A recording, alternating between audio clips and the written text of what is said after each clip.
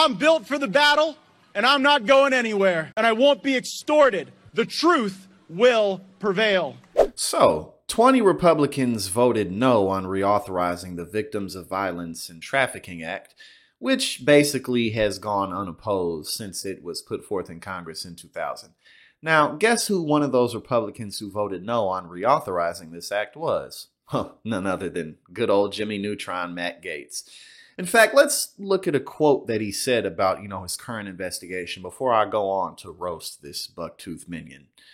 So he said, "I have never, ever paid for sex. We all pay for sex, either directly or indirectly, so shut up," he said last year. And second, "I, as an adult man, have not slept with a 17-year-old. It comes as no surprise that my political opponents want to sensationalize and criminalize my prior sex life just as I'm getting engaged to the best person I've ever known.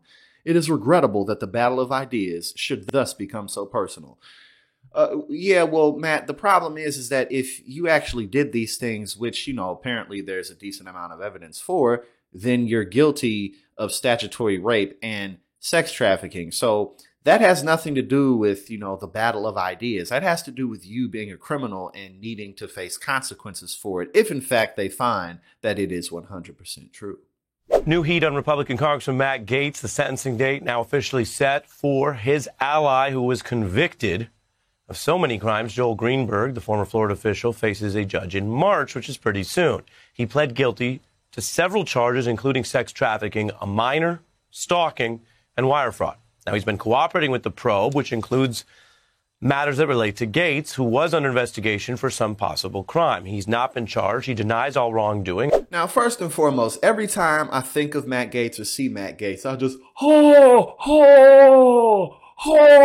that's all I think. Like, no words, just, oh, that's Matt Gaetz to me. But first, now let's get a little bit more serious. Okay, now, why in the world would you vote no on something that protects victims of sex trafficking? Could it possibly be a guilty conscience?